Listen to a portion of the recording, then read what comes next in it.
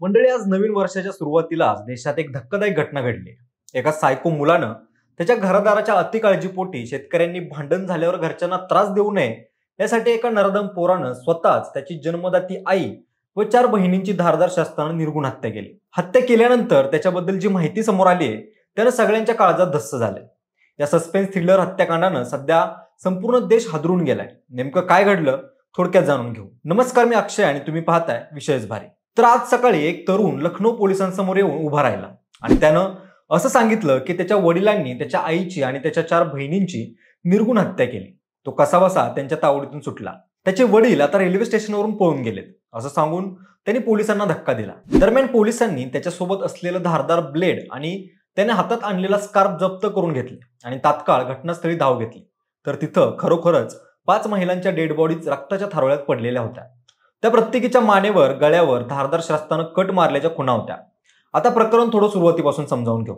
तर पोलिसांनी दिलेल्या माहितीनुसार पोलीस स्टेशनमध्ये आलेला मुस्लिम तरुण हाच या हत्याकांडाचा मुख्य आरोपी असून त्याचं नाव अर्शद असं आहे। तो आग्रा शहरातील कुबेरपूर भागातला रहिवासी आहे। अर्शद हा खूप भांडखोर होता। त्याच्या वडिलांसह घराजवळील शेजाऱ्यांशी खूप वाद व्हायचे असं शेजाऱ्यांनी माध्यमांना सांगितलंय। दरम्यान शेजारी पाजारी दोन्ही बापलेकाचा स्वभाव भांडखोर आहे म्हणून त्यांच्याशी हुज्जत घालायला जायचे नाहीत। आता मागच्या 10-12 दिवसांपूर्वी अर्शदच्या घरच्यांनी त्यांच्या घराला टाळा लावला आणि ते कुठेतरी अचानक निघून गेले असं शेजारी म्हणाले। ते कुठे गेले याची काहीच कुणाला कल्पना नव्हती, पण कुणाजवळ तरी अर्शद आम्ही अजमेरला जात आहोत असं बोलल्याचं सांगितलं होतं। पुढे अजमेरहून अर्शदनं त्यांच्या संपूर्ण कुटुंबाला लखनौला आणलं आणि तिथल्या शरणजीत हॉटेलला ठेवलं। अर्शदचे कुटुंबीय 30 डिसेंबरला लखनौला पोहोचले, पण नेमकं कोणत्या कारणासाठी ते स्वतःचं राहतं घर सोडून आधी अजमेर आणि नंतर लखनौला आले याबद्दल अद्याप काही कळू शकलेलं नाही। लखनौमध्ये अर्शदनं सर्वांना हॉटेलमध्ये राहायला लावलं, रात्री दारू प्यायला लावली आणि त्यानंतर संधी साधून काहींच्या तोंडावर कपडा बांधला। पुढे कुणाचा स्कार्फने गळा दाबला आणि कुणाचं मनगट कापलं। एक ब्लेड घेऊन कुणाच्या मानेवर तर कुणाच्या गळ्यावर वार केले। दरम्यान त्याच्या हल्ल्यात अर्शदची आई अस्मा यांच्यासह त्याच्या 4 बहिणी आलिया वय वर्ष 9, अलशिया वय वर्ष 19, अक्सा वय वर्ष 16 आणि रहमीन वय वर्ष 18 यांचा जीव गेला। अर्शदच्या म्हणण्यानुसार या घटनेनंतर अर्शदनं त्याच्या वडिलांना रेल्वे स्टेशनवरती सोडलं आणि पुढे स्वतः पोलीस ठाणे गाठून घटनेची माहिती दिली। दरम्यान अर्शदचे वडील गायब असल्यानं त्यांचा या हत्याकांडात काही समावेश आहे का याचा तपास पोलीस करत आहेत। पोलिसांना अर्शदच्या वडिलांवरही संशय आहे।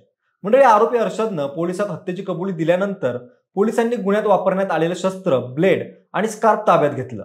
अर्शदच्या बेपत्ता वडिलांना शोधण्यासाठी रेल्वे स्थानकावरील सीसीटीव्ही फुटेज तपासून पोलीस शोध घेत आहेत। पुढील कारवाई जोरदारपणे सुरू असून या हत्या प्रकरणाचा सर्वच बाजूने पोलीस तपास करत आहेत। पोलिसांनी सर्वांचे मृतदेह शवविच्छेदनासाठी पाठवलेले आहेत। विशेष म्हणजे अर्शदची मानसिक स्थिती नीट नसल्याचं सांगण्यात येते। अर्शद सातत्यानं त्याचा जबाब बदलत असल्याचं समोर आले। एकदा त्यानं पोलिसांकडे गुन्हा कबूल केला तर दुसऱ्या क्षणी त्याने या सर्व हत्येचा कट वडिलांनी रचला असून त्यांनी हत्या केलेल्या आहेत। मात्र मी कसं तरी त्यांच्या तावडीतून बचावलो आणि वडील घटनास्थळावरून पसार झाले। तसंच त्याचे वडील आत्महत्या करू शकतात असं सांगून खळबळ माजवली। त्यामुळं नेमका या प्रकरणात कोणाचा सहभाग आहे याचा शोध घेण्याचा मोठा टास्क पोलिसांसमोर आहे। दरम्यान काही काळातच लखनौमधील हॉटेलमध्ये आई आणि 4 बहिणींची सामूहिक हत्या करणाऱ्या अर्शदचा व्हिडिओ सोशल मीडियावरती व्हायरल झालाय। तो व्हायरल झालेला व्हिडिओ हत्याकांडानंतरचा असल्याचं सांगण्यात येते। त्या व्हिडिओमध्ये अर्शदनं त्याची आई आणि 4 बहिणींची हत्या केल्याची कबुली दिली। तसंच आग्रा येथे राहणाऱ्या त्याच्या शेजारच्यांवरही गंभीर आरोप केलेत। हॉटेलमध्ये शूट केलेल्या व्हिडिओत अर्शद म्हणाला, आज कॉलनीतील लोकांच्या त्रासाला कंटाळून मी माझी आई आणि 4 बहिणींची हत्या केली। मात्र या सगळ्या मागे झोपडपट्टीतील लोक आहेत। या लोकांना आमचे घर हिसकावून घ्यायचे होते। आम्ही अनेकदा आवाज उठवला पण आमचे कोणीच ऐकलं नाही। थंडीत आपण इकडे तिकडे भटकत असतो। आम्हाला आमचा धर्म बदलायचा होता आणि मंदिरासाठी सर्व काही अर्पण करायचं होतं। मी योगीजींना विनंती करतो, जे मुसलमान दुसऱ्यांच्या जागेवर कब्जा करतात, लोकांवर अत्याचार करतात, त्या मुस्लिमांना सोडू नका। तुम्ही जे काही करत आहात ते बरोबर करत आहात। पुढे अर्शदनं रानू उर्फ आफ्ताब अहमद, शालिम खान, अहमद, आरिफ, अझहर आणि यांना त्यांच्या नातेवाईकांच्या मृत्यूसाठी जबाबदार धरलं। आरोपी अर्शदनं सांगितलं की हे सर्व लोक एक टोळी चालवतात ज्यामध्ये ते मुलींची विक्री करतात। आम्हाला तुरुंगात पाठवायचं आणि आमच्या बहिणींना हैदराबादमध्ये विकायचं अशी त्यांची योजना होती। त्यामुळं माझ्यानंतर माझ्या बहिणींचं कसं होणार या भीतीनं मला माझ्या बहिणींचा गळा दाबून आणि हाताच्या नसा कापून त्यांना ठार मारावं लागलं। त्याचा हा व्हिडिओ खूपच धक्कादायक असून हे काहीतरी गंभीर प्रकरण असल्याचं सांगण्यात येते। आता याचा नेमका थांगपत्ता कधी आणि कसा लागणार याकडे सगळ्यांचं लक्ष लागले। प्राथमिक चौकशीत तरी आरोपी अर्शदनं आपल्या 4 बहिणी आणि आईची हत्या केल्याची कबुली दिली असून परिसरातील लोक त्याच्या कुटुंबाला त्रास देत असल्याचं त्यानं सांगितलेलं आहे। पण घटनेबाबत आरोपीची सखोल चौकशी करण्यात येते. प्रत्येक वस्तुस्थितीचे पुरावे गोळा करून पडताळले जात आहेत. दरम्यान या हत्याकांडाबाबत एक नवीन खुलासा झालाय. अर्शदच्या गुन्ह्याची कुंडली पोलिसांच्या हाती लागली आहे. खुनी अर्शदचा हा पहिलाच गुन्हा नाही. सूत्रांनी दिलेल्या माहितीनुसार त्यानं आग्रा येथे त्याच्या मुलीची हत्या केली आहे, पण याबद्दल अजून पुष्टी झालेली नाही. दरम्यान त्याची पत्नी सध्या कुठे आहे हे कोणालाच माहित नाही. अर्शदच्या भीतीमुळे त्याच्या कुटुंबाचा जवळच्या लोकांशी फारसा संवाद नव्हता. पण शेजारच्यांच्या म्हणण्यानुसार अर्शद हा खूप विचित्र माणूस होता. तो कोणाशी बोलत नव्हता. तो लोकांशी भांडायचा. काही दिवसांपूर्वी अर्शदचं एका दुकानदाराशी भांडणी झालं होतं. त्यावेळी अर्शदनं घराच्या छतावरून दुकानदारावर दगडफेक केली होती. त्यानंतर दुकानदारानं कसा तरी जीव वाचवला. परिसरातील लोक त्याच्यापासून दूर राहिले. शेजारच्यांच्या म्हणण्यानुसार अर्शद हा दिल्लीवाला म्हणून प्रसिद्ध आहे. अर्शदच्या कामाबद्दल कोणाला स्पष्ट कल्पना नाही, पण सुरुवातीला तो फेरीवाल्याचं काम करायचा. त्यानंतर त्यानं ते कामही सोडलं.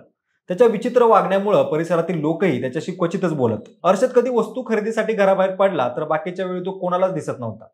जॉईंट सीपी बबलू कुमार म्हणाले, अर्शदनं आपला गुन्हा कबूल केलाय. त्याच्या अधिक चौकशी करण्यात येते. हॉटेल शरणजीतच्या कर्मचाऱ्यांनी आम्हाला हत्येची माहिती दिली होती. आरोपी अर्शदच्या वडिलांचाही शोध सुरू आहे. त्याची या हत्यात काही भूमिका असल्याची शक्यता आहे. अर्शदच्या वडिलांना अटक झाल्यावर त्याची पुष्टी होईल. यापूर्वी अर्शदही फरार होण्याच्या बेतात होता, मात्र पोलिसांनी त्याला अटक केली. आता पुढे या प्रकरणात नेमकं काय काय सत्य समोर येतंय, अर्शदनं त्याच्या पत्नीसोबत नेमकं काय केलंय, त्याने घरच्यांना का मारलं, हे सगळं तपासातून समोर येईल. तुमचं या प्रकरणाबद्दल नेमकं काय मत आहे कमेंट करून नक्की सांगा. सोबतच आपल्या विशेष भारी या युट्यूब चॅनलला सबस्क्राईब करायला विसरू नका. धन्यवाद.